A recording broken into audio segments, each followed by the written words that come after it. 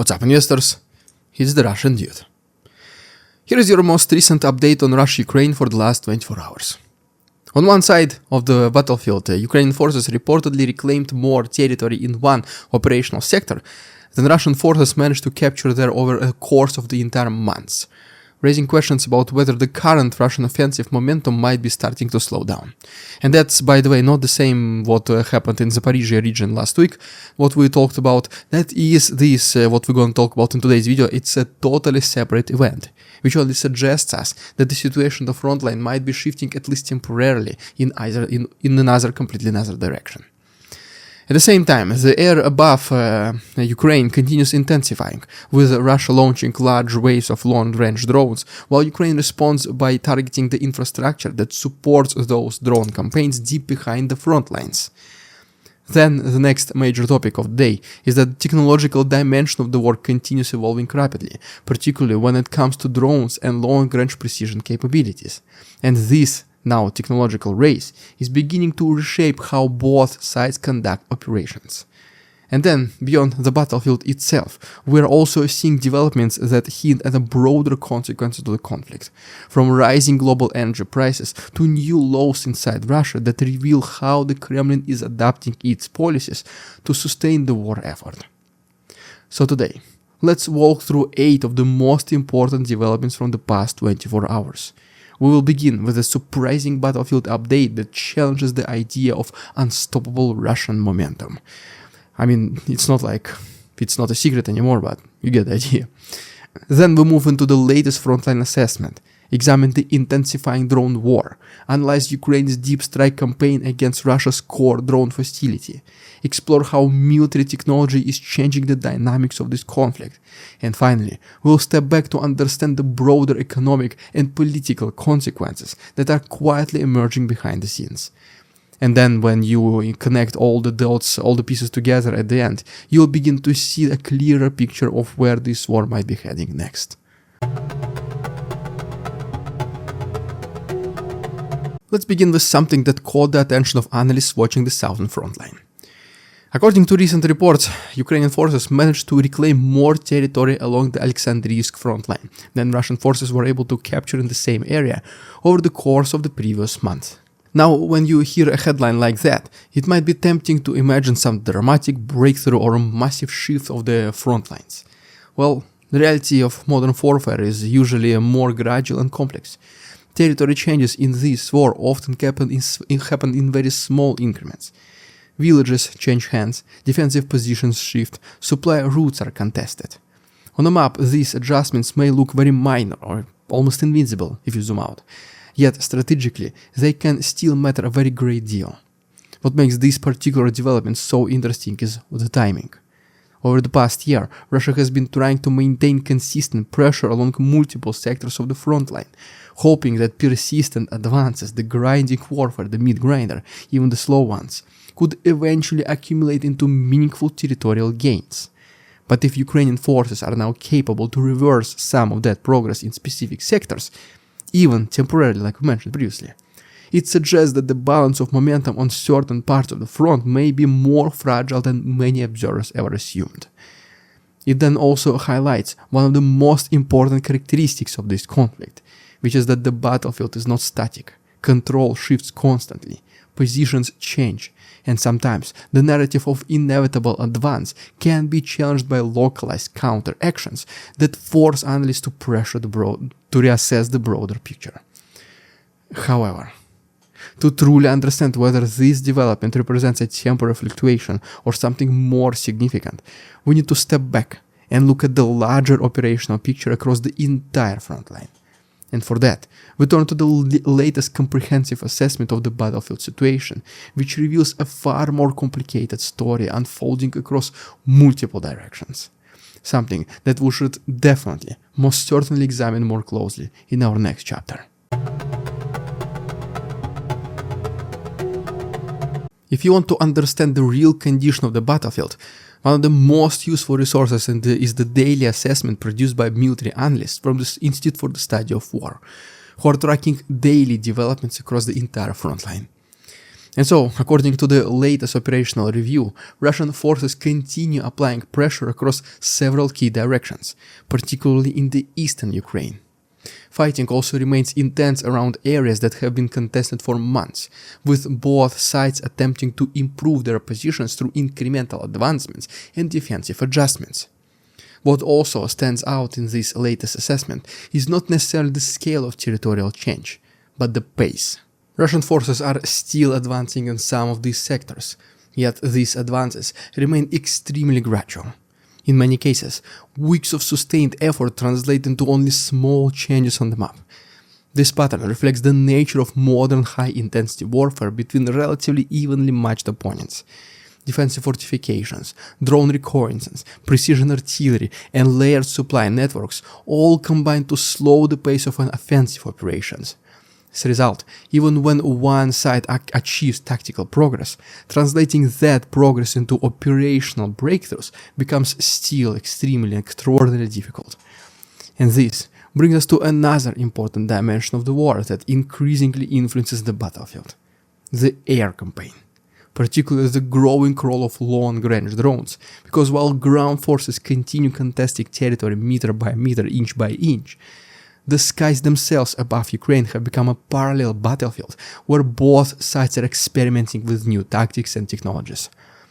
And over, once again, the past 24 hours, that aerial dimension of the war intensified once again. And speaking about drone campaigns and frontline combat, I do once again have some footage to share with you guys.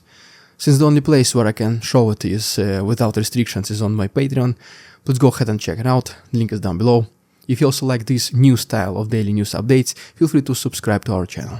Thanks so much, let's continue.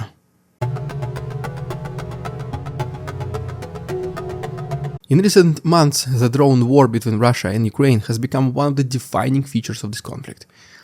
Over the past 24 hours, Ukraine once again faced large waves of long-range drones launched by Russian forces targeting infrastructure and strategic locations across multiple regions.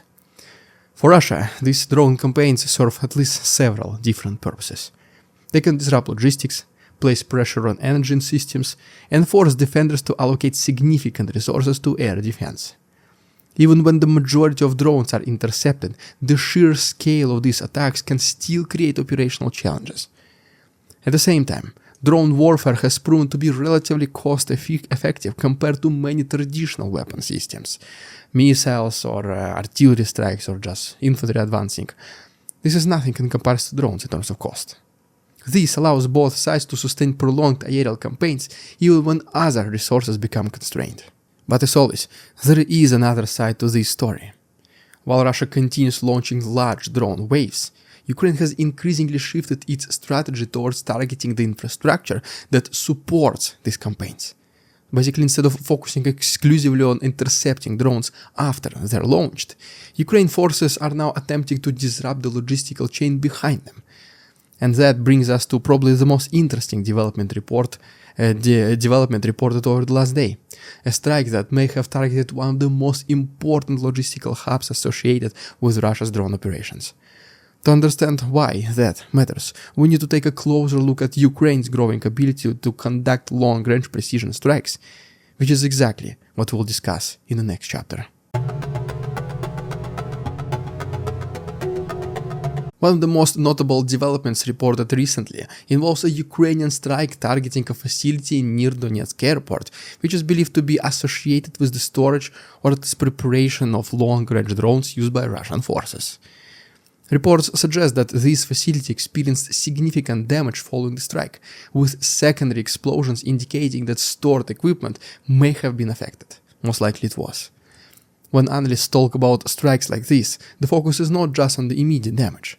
The more important question is how these strikes influence the broader logistical system behind the war effort, because modern warfare depends heavily on infrastructure, such as storage depots, repair facilities, transportation hubs, command centers. All of these components form a part of a network that enables military operations to even function effectively, without delay, communication and everything. If even a few nodes in that network are disrupted, it can and most likely will create ripple effects that extend far beyond the original strike location. This is precisely why long-range precision capabilities have become such an important part of Ukraine's everyday strategy. Rather than simply attempting to directly confront every drone launch or artillery strike, Ukraine is increasingly targeting the systems that make those operations possible. Sounds like common sense, we would all agree. Well, but most of the time, even basic simplicity is what actually wins wars. And this shift highlights something else that is becoming increasingly clear in this war, is that technology is playing an ever-growing role in shaping how both sides operate. Which brings us to a broader development that may ultimately prove even more important than individual strikes, which is the accelerating technological transformation of the battlefield itself. Let's explore the development more closely next. If you step back and look at the war today compared to how it looked 2 or even 3, maybe even 4 years ago, one change stands out above almost everything else. You guessed it. The scale and sophistication of drone warfare. Both sides now rely heavily on unmanned systems for reconnaissance, targeting, and even more so for direct strikes. Ukraine in particular has been investing significant effort into expanding its domestic drone production capabilities, and this includes everything from small tactical drones used by frontline units to larger long-range systems capable of reaching deep behind enemy lines. The strategic advantage of drones lies not only in their flexibility, but also in their cost structure. So cheap. Compared to many traditional weapon systems, drones can be produced more quickly and in much larger numbers, allowing militaries to experiment with new tactics and adapt rapidly. This technological race has effectively created a new layer of warfare that operates alongside traditional ground and air operations. But technology alone does not determine the outcome of a war, obviously. Numbers, resources, and long-term sustainability still matter enormously. And when analysts begin examining the broader question of sustainability, one of the most closely watched metrics becomes, well, obviously, the level of losses experienced by both sides, particularly for Russia, which has relied on large-scale manpower deployments to sustain, once again, just to sustain its offensive operations. To understand how that dimension of the war is evolving, we need to examine the latest estimates regarding Russian military losses. Let's do it right now. According to the most recent estimates released by the Ukrainian military authorities, Russian losses since the beginning of the full-scale invasion have surpassed 1.27 million personnel. These are at this point World War II numbers, not just some mere special military operation, and as with any wartime statistics, these numbers are subject to debate and interpretation. Different sources provide different estimates, obviously, and exact figures are very often difficult to verify in real time, but most likely the real number lies somewhere in between. Even conservative assessments suggest that the scale of attrition in this conflict has been extremely high, way higher than anticipated before the war started. What matters strategically, though, is not just the total number itself, but what that number implies about the sustainability of prolonged offensive operations. Large-scale manpower losses can eventually create pressures on recruitment systems, training pipelines, and equipment supply chains. And over time, maintaining operational tempo becomes much more difficult when experienced personnel must just be constantly replaced. You guessed what is the reason for the replacement, right? This is just one of many reasons why the war has increasingly become a contest of endurance as much as a contest of battlefield tactics. Yet, the consequences of the war extend far beyond the battlefield itself, as always. Economic pressures, energy markets, global supply chains are all influenced by the ongoing conflict as well. And one development in particular highlights how these ripple effects of this war continue reaching far beyond Eastern Europe. Let's examine that development in our next chapter. Energy markets have always been closely tied to geopolitical events, and the war in Ukraine continues influencing global energy dynamics, obviously. So, recently oil prices climbed above $100 per barrel for the very first time in a very significant period, reflecting a combination of geopolitical tensions, supply concerns, and broader market dynamics. While the war in Ukraine is not the only factor influencing energy prices, it remains a very important element in this overall equation. Then there is also sanctions, transportation disruptions, shifting global supply chains. All of this also contribute to uncertainty in the energy markets, therefore increasing the prices.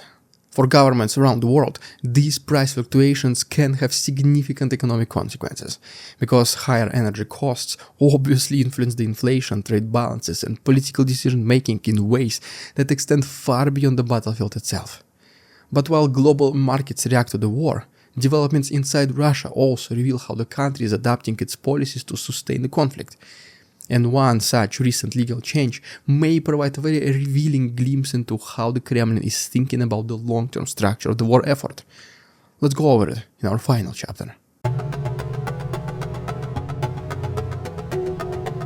In recent development, Russia introduced a legal measure preventing the extradition of foreign nationals who served in its military forces.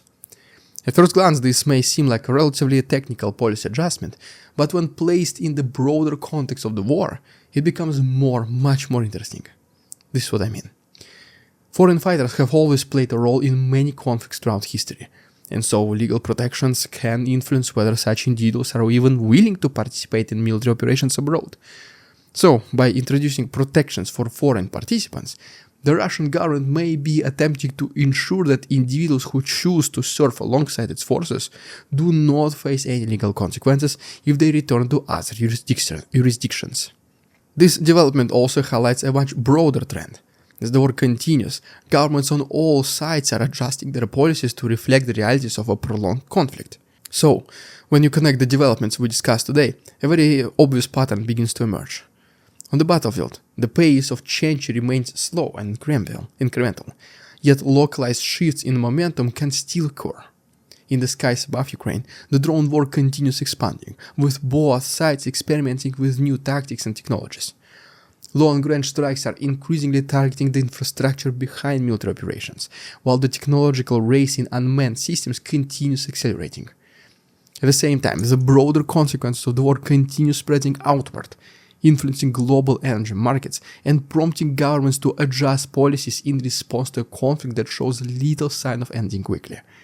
In other words, even when and if the front lines appear relatively stable on the map, the underlying dynamics of the war continue evolving.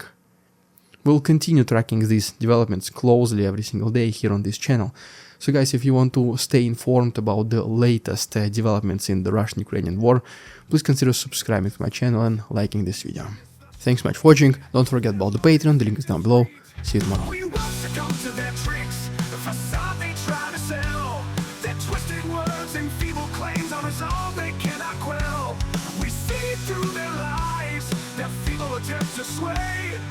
We do not believe